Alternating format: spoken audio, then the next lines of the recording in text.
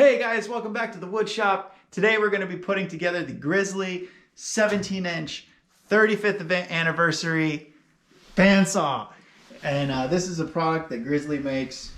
They currently had a special on it, so we went ahead and jumped into the investment. So hopefully you enjoy the assembly video.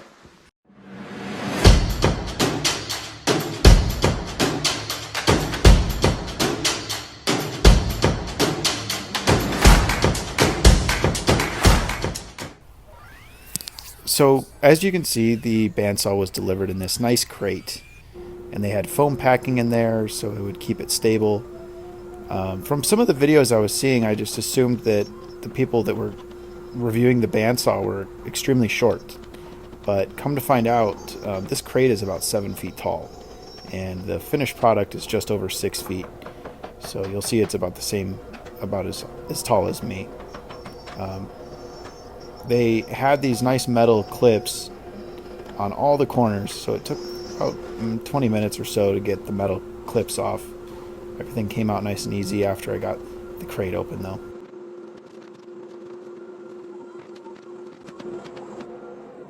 So I'd like to point out here that everything within the crate was wrapped to the bandsaw so that nothing would move around, and it seemed like everything was in its place and packed very well. Actually, I was impressed with how well this was packed. So I'm just doing some inspections here, looking at the paint quality. They've got this nice metal emblem with the GRIZZLY logo on it, and just opening up, here we go, there's the aluminum wheels, and they've got some moisture packets in here. All the stickers were flat. I know that some people, when they get equipment, say that the stickers have bubbles in them. The stickers looked great on this machine, and they even bolted it to this crate. As you can see, those little bolts down there, you'll see me working on those later. They had more moisture packets in there, and there's 2 4-inch dust collection ports on this particular bandsaw. But after I pull all the contents and inside, you'll see me inspect the blade. And this blade is just for assembly only, so don't try and cut anything with this blade.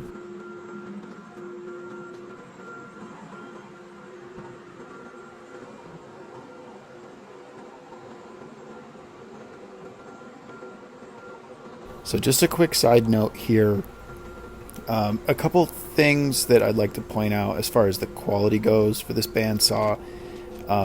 I was really impressed with the tabletop and the fence, but this knob right here, they've got this plastic height adjustment knob, and then those 2 other plastic knobs that keep the doors closed for the bandsaw doors. So I mean, yeah, I think GRIZZLY could have probably put an extra $5 or $10 in to get some polished steel cast wheels or something. I mean, the plastic parts are a little disappointing, but overall, you know, I guess you could always replace those if you wanted to. So I was actually pretty impressed with the parts kit. It came with the Allen wrench, and I think that's like a 1/2-inch wrench. All the bolts and nuts were included in this kit. Nothing was missing. Here I am opening the fence, and these all had their individual packaging. And to install it, it's just a matter of putting in 4 bolts. You'll see a little bit later that the paint on the cast iron tabletop had gone into the threadings, so just if you're putting your own nuts in or bolts in, just go ahead and thread those before you try and put the aluminum rails on.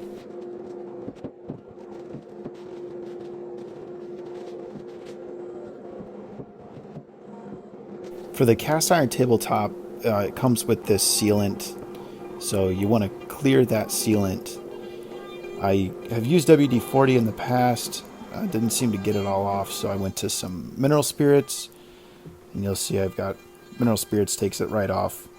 And then when you get rid of the sealant, you want to apply some sort of protective coating so you don't get rust on your cast iron tabletop. So just go ahead and put some of that paste wax on there and let it fog up, and then buff it dry.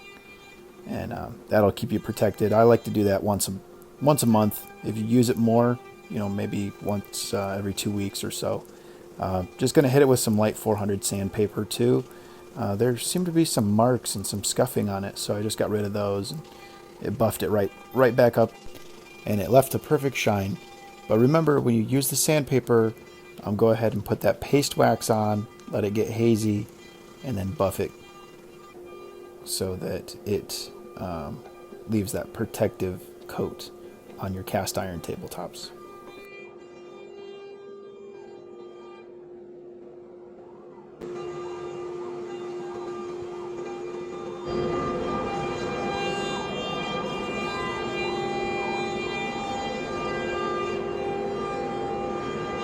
So as you can see, paste wax has been applied. It's now hazy, and I'm just buffing it. And there it is. Look at that nice perfect shine. I'm going to install that cast iron tabletop. Just put 4 bolts on. It's got a lock washer and a regular washer. And those are threaded holes. It's all engineered, so you just tighten those bolts up. This is the set screw. Helps the cast iron tabletop avoid hitting that arm. And I went ahead and made a wheel caster lock wheel base out of 2x8s that I had laying around. Just threw that together. Nice and sturdy. That thing is very sturdy. It's got 4 lock wheels. And this is about 350-pound bandsaw. And my little wheelie cart has no problems handling that weight. So I'm just taking out these threaded bolts here. And they're about, I don't know, 4 inches. And you'll see I'm just going to drill some holes into my wheelie cart and transfer that bandsaw onto my wheelie cart and drill some holes in the top and secure it to the top of that cart.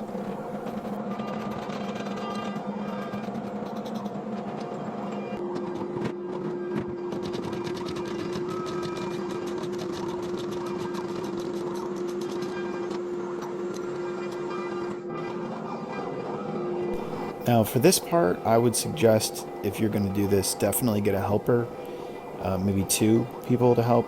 I wasn't sure if I was going to be able to do it, but I had those casters locked and just swung it over and secured it to my wheel cart.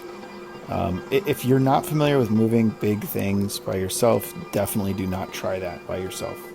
Wait to get a helper or 2 to help you secure it. You don't want this thing falling over, damaging the cast iron top or the wheels.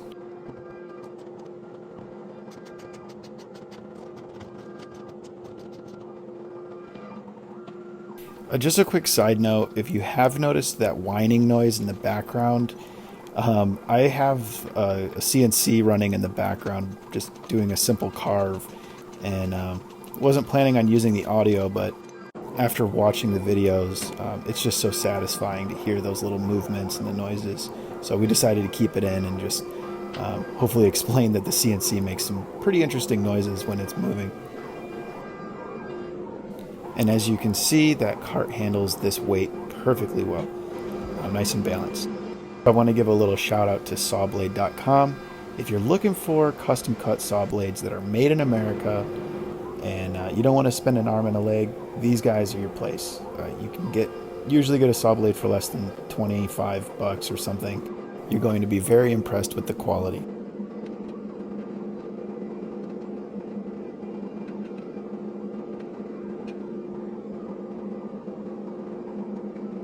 And this is that threading issue I was telling you about. Just go ahead and pre-thread those so you don't run into the same issue that I did.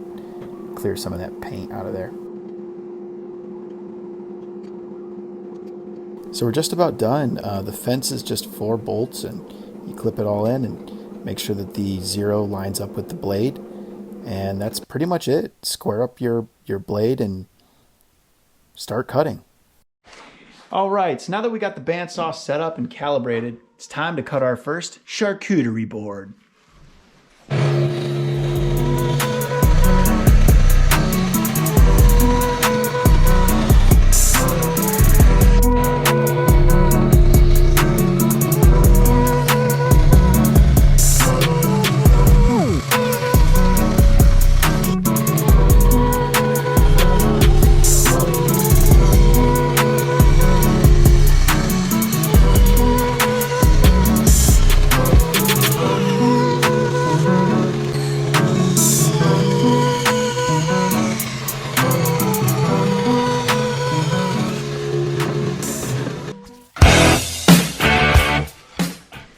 Hey guys, so that about does it for the unboxing of our Grizzly 17-inch 35th year anniversary bandsaw.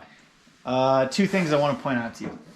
Right here, when I set it up and plugged it in and turned it on, this aluminum wheel was hitting the measurement rod right here. There's a couple set screws. Come on around back. Check out the set screws right here. Set these. It wasn't in the owner's manual, but set those before you turn it on. It's going to make your life a lot nicer. Also, throw the blade away. This is a new blade. This blade came from SAWBLADE.com. They will make a custom saw blade for you. This is a 131.5-inch bandsaw blade. So they'll make a custom one, which they had to do for this. That didn't cost extra. If you guys like what you see, go ahead and like, subscribe, and if you have any questions, comment. We always reply to the comments down below. Overall, I think we're really satisfied. We just really thank Grizzly, and I thank my wife for helping me in this video. Anyways, thanks so much. We'll see you next time.